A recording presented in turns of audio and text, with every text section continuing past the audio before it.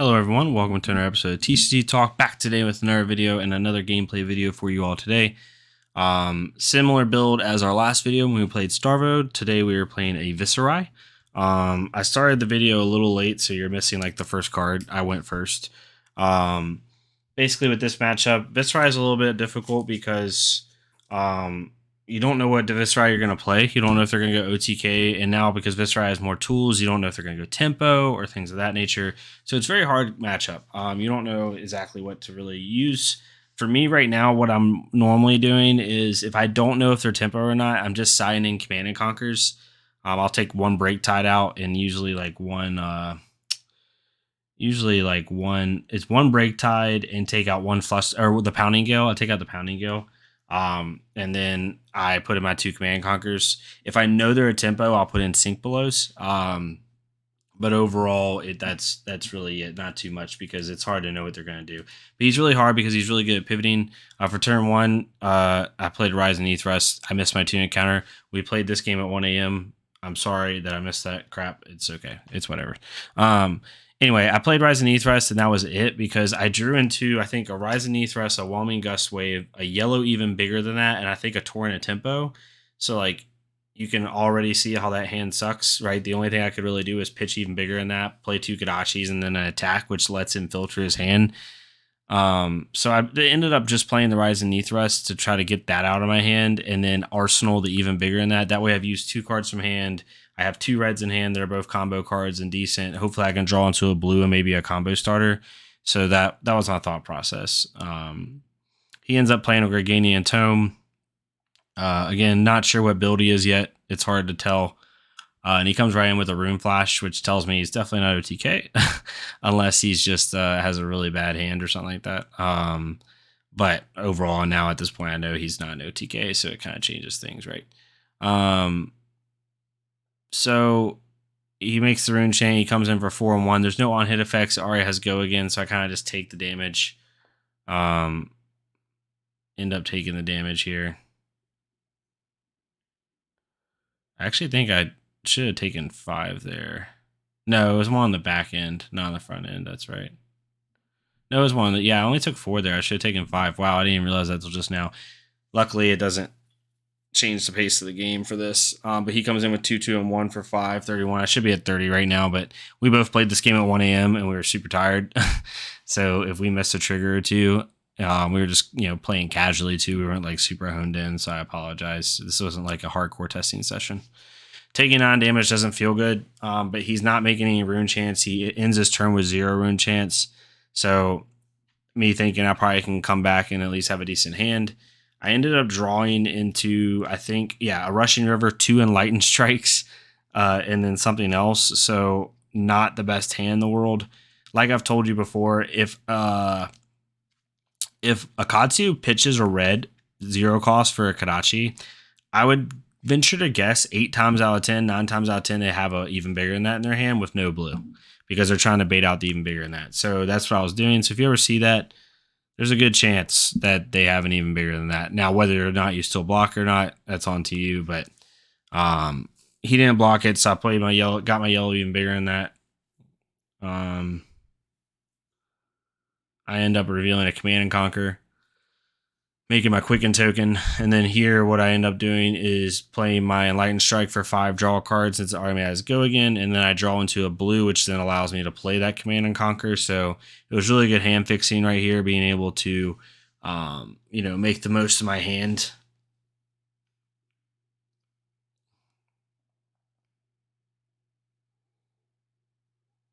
So yeah, we end up playing the Enlightened Strike. Not a bad hand, honestly. There's nothing combo-y about this, and it's hard for card draw, but like overall, not bad.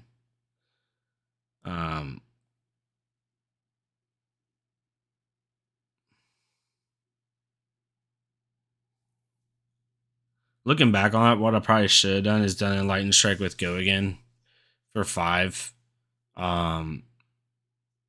But I didn't end up doing that. I could have done that and threatened Mass Draw, which is probably would have been the smarter play. But I did want to challenge his arsenal.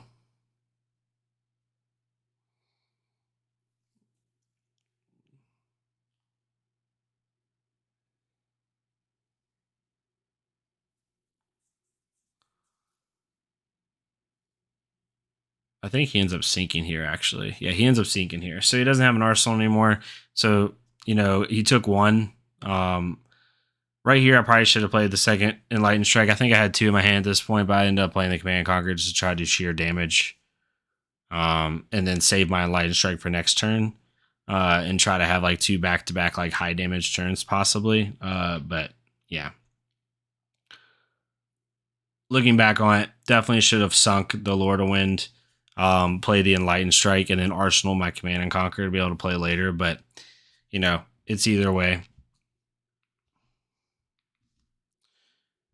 He ends up taking it there.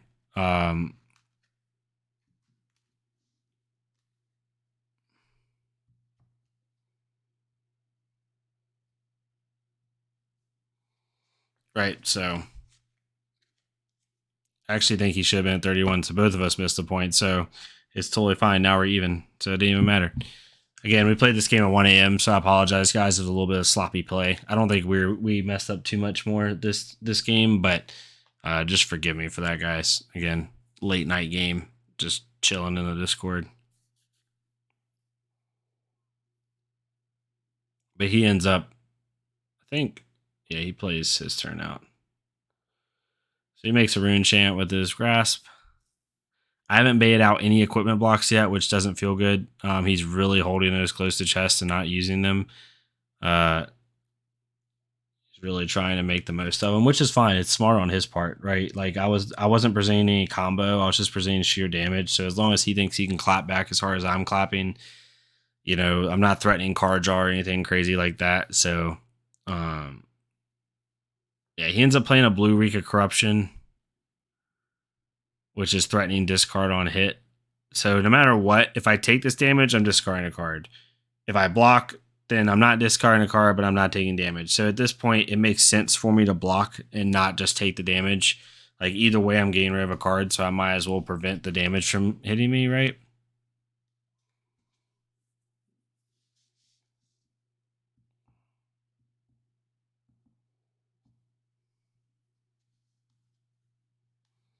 So we end up blocking here. Or it was for 4. It was a red, yeah. So yeah, like I said, anyway, either way, you're getting rid of a card from hand, so you might as well prevent the damage, right? So I ended up blocking with a blue Soul Bead. I think I had 2 or 3 blues in hand, so I could afford to block and still have the resources to pay for stuff.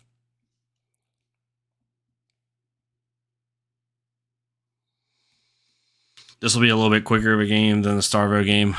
I will say that. As long as you can tell by like the time frame, it's still a decent length game, but not the 50-minute or the near 50-minute game we had, 45-minute game we had last match.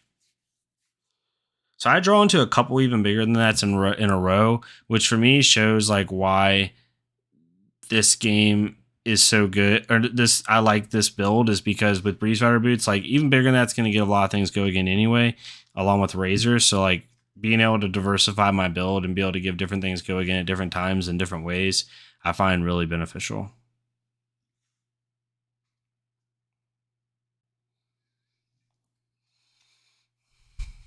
Also, just for context, I'm literally recording this like after this game, so it's now 2 a.m. and we're recording this. So again, sorry for the sloppy play. It's more of me just trying to get content out for you guys in between my work hours.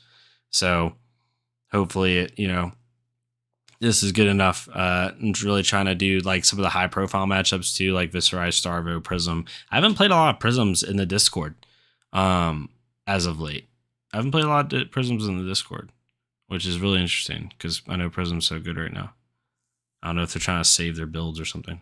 So right here, I played even bigger than that. I drew into a Whelming Gust Wave. I already had a Surging Strike, so it kind of sucked, right?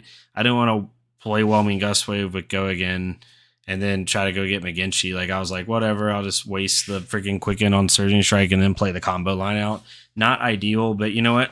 We got the Whelming Gust Wave from it, so if anything, it was a positive because we didn't have to Katsu trigger, right, to go get it. So he knows I have the Whelming in hand. So I think he does a smart play here, knowing I have the Whelming in hand. And he knows I don't have breaking skills, right? And I have no resources floating. So when I go to play Whelming next Chain Link, I can't Razor it. I can Ancestral it, So all he knows is like maximum. All he's got to do is block for 5, and he'll prevent the card draw and the mash trigger. So he's just gonna let the surging hit here, and then he's gonna block out the whelming, which in this case was the smart play. Definitely a smart play.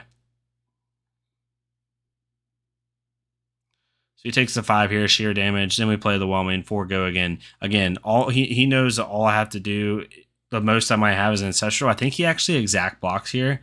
But and he said afterwards, so he sunk this and blocked for 4. I didn't have ancestral in hand. But next turn he's like, wait, you could have ancestraled that. I totally messed that up. And I was like, yeah, it's fine though. Like, I understand the easy miss, but or I could have lunging press because I have 1 lunging press in his deck. But he exact blocked and it worked out for him. So no worries on that one. I forgot what I arsenaled here. But overall, 2630, not doing great, but not doing horrible. He has no rune chance right now, so his ability to like continue in gas is going to be really hard until he starts making rune chance, at least in my opinion. However, he gets a really good turn here in a little bit to make it really difficult on me. Again, Viserai is hard. He can pivot, right? Like he can go. He's obviously a tempo Viserai right now, maybe with a couple, unique cards in there like Reek, which is really cool. But he can easily be like, screw it. I'm gonna get him down to 25, 20 life, and then I'm gonna go semi OTK. So just depends. So he goes in with swarming here. He didn't make a rune chain. He didn't do anything, so it has no go again, right? So my thought process is like, to me, this seems like a creepers bait. However, if he's going to creepers off a non-go against swarming with no rune chance made, nothing, I'm okay with that, right? Like, that's not a great creepers turn for him, so I just take it and see what he does. I think he could have creepers here, but he ended up not. I think he passes his turn. So I don't know what his hand was right there. I should have asked him afterwards, but it's a really interesting play. I just wanted to see if he really would bait out the creepers. And he ended up not doing so. So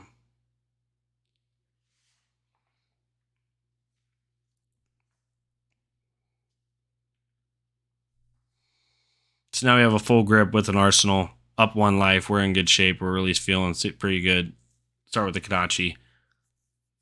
And now here's the hard thing for him is like he's seen 3 even bigger than that. And he's like, holy crap, what do I do? And I play another one.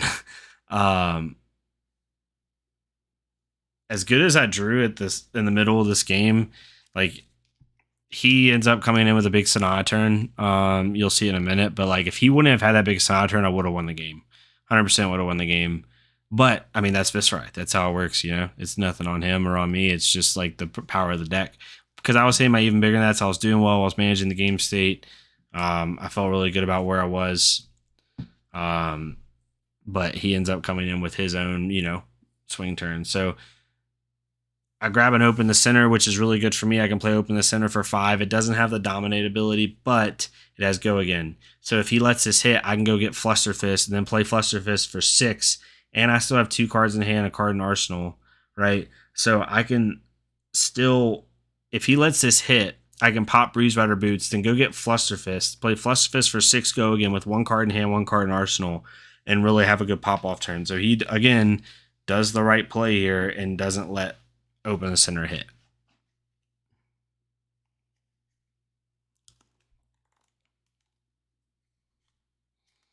He blocked really well this game. Like he played really, and he didn't even use his armor, right? So really good sound Viserai player.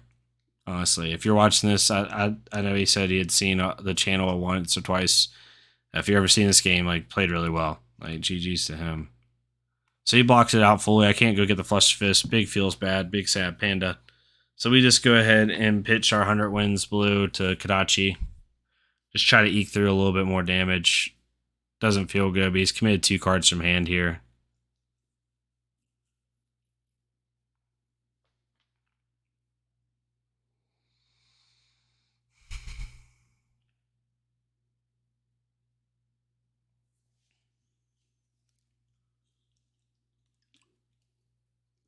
Right here also, he had to go for a second. He had someone walk in the room, a family member or something. So he's gone for like 20, 30 seconds here or something like that. There he is. He's back. So Kadachi in for 1. He ends up taking the 1, and then we E-strike for 7 from Arsenal. Just trying to push damage. At this point, he's committed 2 cards from hand, and now I'm coming in for 7 damage. To me, it's pretty good. Again, he doesn't use his equipment here, which is really interesting. Like, he wins the game. Spoiler alert. If you're in 15 minutes, I'm sure you can skip to the end if you want to. But there was times like he could have easily blocked with grass and prevented a little bit more damage. It was really interesting. He even blocked with Skullcap, which actually makes me feel really bad that I lost this game without him using equipment. It just shows you how good Viserai can be on certain turns, right? It's pretty nuts. So he blocks slightly. So at this point, it's 2027. He has no rune chance made, and he just committed 2 cards from hand. So I feel like I'm playing pretty good here, right? Like, I'm in pretty good shape. Like, yeah, he made 3 rune chance here, but like, I'm feeling pretty good about where the game's at. I have all the tempo in the world. I'm up 7 life with a full grip. Like, I'm doing pretty good. So I have a full tunic resource to play with. And then he just comes in with this Sonata turn here in a minute, honestly, that completely changed the whole game.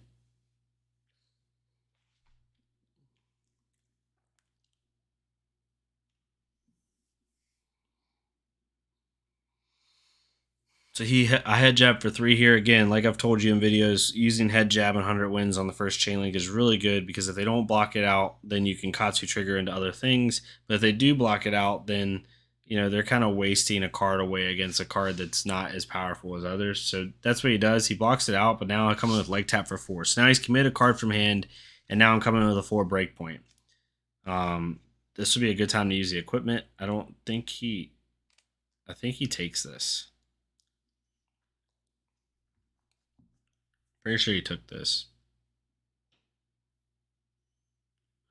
Again, I know I've said it like 4 times, but it just shows you the power of this. Like the fact that he doesn't have to block with any equipment from his side of the board, and he's still able to manage the game state enough to where then he can pop off of the Sonata turn. It's pretty nutty how good the hero actually is. It's very difficult for me to play into.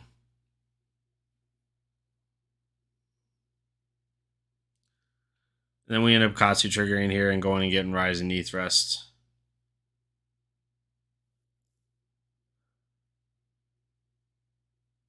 I was just checking my deck for other stuff, seeing what was going on.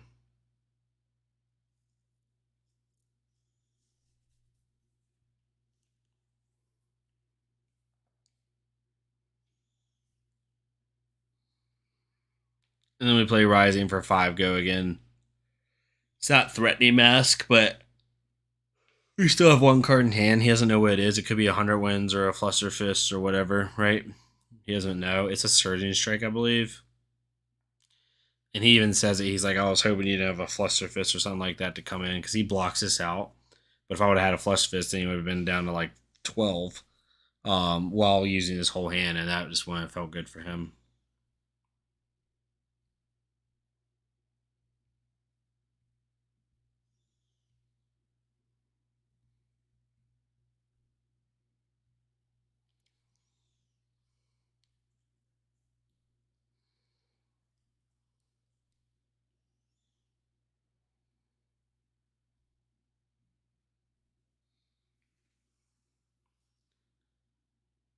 So he ends up blocking this out. Wow, I didn't even know we froze there. Oh, he ends up taking this. Wow, I didn't even realize that. So that's what it was. He was hoping like I didn't have a Fluster Fist or something like that to make punish him even worse. And I didn't add a Surging Strike, so it really felt bad that I couldn't use anything. Um, yeah, it really sucked.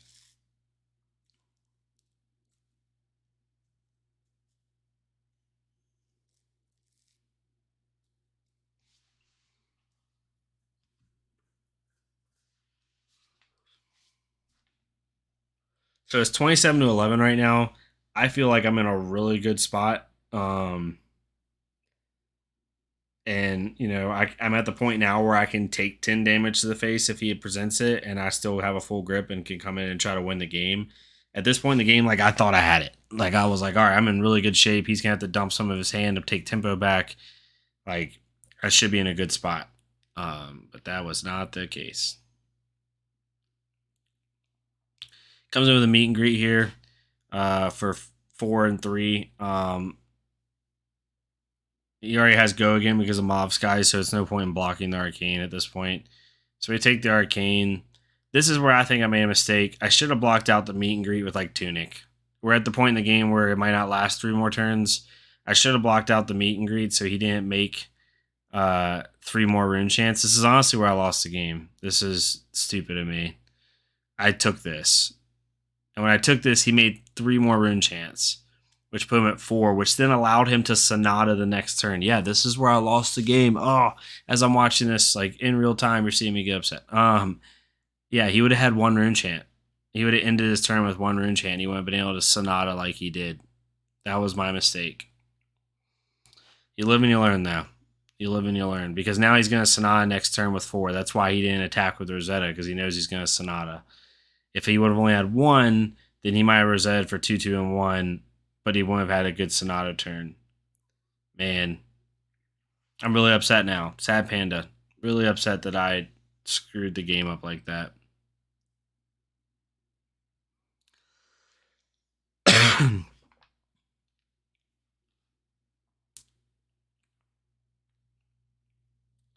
I got greedy one in my 5-card hand instead of just blocking it out.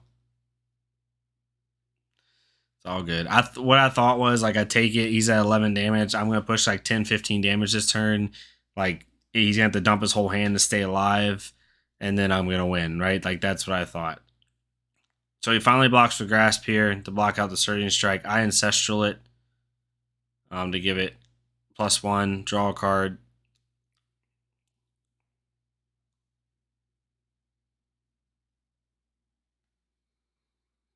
And then we go get Whelming Gust Wave, I believe.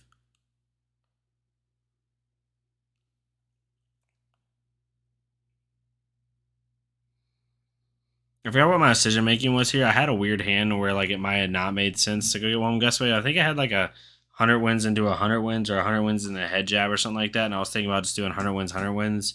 But I figured no matter what, the Whelming was probably the best play. I did think about it for a minute. So I discard the head jab, go get the 100 wins. Again, what I could have done last play was just blocked with like Ancestral Empowerment and Tunic and blocked for 4, preventing the rune chance. And I still would have came in with Surging Strike into head jab. Like I still would have came in with an 8 damage turn, which wouldn't have been bad, right? And he wouldn't have had his Sonata turn. And I would have been at 24 life. So it would have been 24 to 10 basically right now. Or 24 to 11. Yeah, that's what I should have done. I should have done that, blocked with Ancestral Empowerment, and then just played head jab and then razored my head jab. And now he would have taken like 3, 4 more life. It would have been probably 24 to 7. He would have had no good Sonata turn and we would have won the game. But you live and you learn. Next time I won't make that mistake.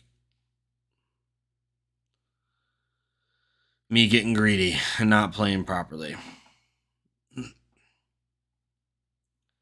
And thinking about that with Viserai, like even if he doesn't have Sonata in hand, if he has become the Arcanite in hand, then he can go get Sonata, right? And it's even worse. Sorry, the dog is rolling around on the ground. Yeah, dumb play by me, man. Dumb play.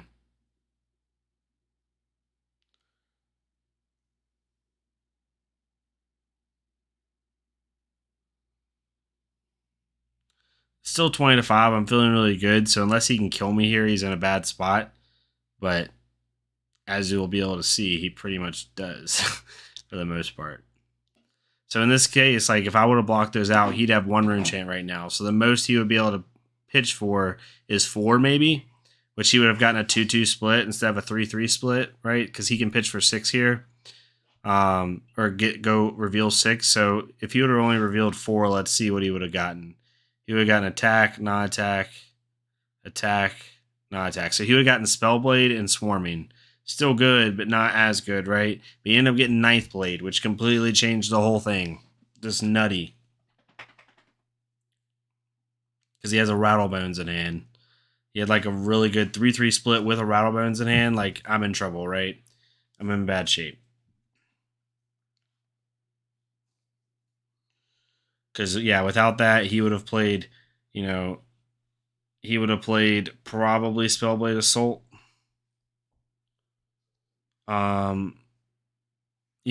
With Go Again, and then instant speeded into Rattlebones, went and got something, then played Swarming. He still would have had a good turn, but not quite the turn he has right now.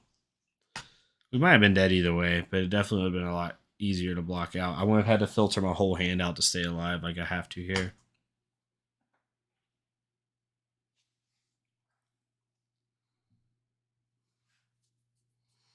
Shows you one simple mistake can change the whole course of the game. You don't notice it until you watch your videos and stuff like that. It's pretty nuts. Even when I record videos, because I don't post every video that I record, because I like to just watch back my gameplays. Stuff like this happens all the time where I'm like, man, I wish I would have done this, wish I would have done that. I think in a tournament setting, I'd be a little bit more locked on, obviously, but in these Discord games, like, you just make stupid, simple mistakes you shouldn't make.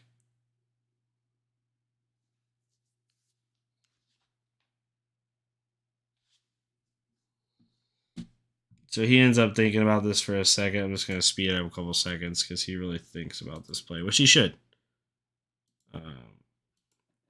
He ends up playing the ninth blade for one resource because of the double cost reduction from Sonata. I know he's going to creepers into this or possibly creepers into it. I didn't know he had the Rattlebones at this point, so he had one card in hand, no resources floating, so I figured at this point I know he has to Rattlebones because he only has one card in hand, I think. Or he might have two.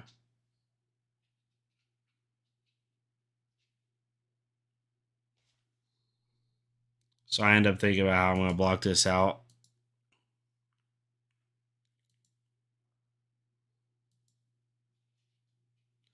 Just speeding up a little bit for you guys.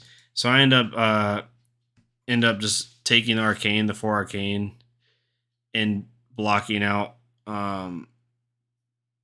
as much physical as I can. So I'm at 10 now. So he Rattlebones, and he goes and gets another Swarming Gloomveil.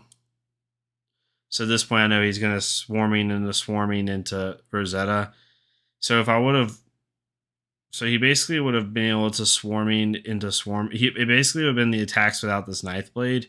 So he still would have came through a lot, but not quite as much. And I probably would have been able to live through a lot of it, to be honest.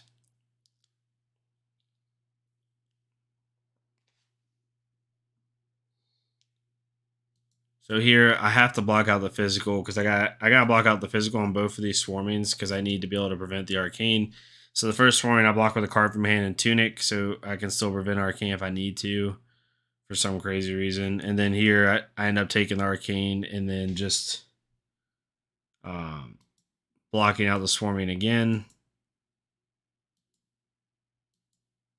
This time with mask.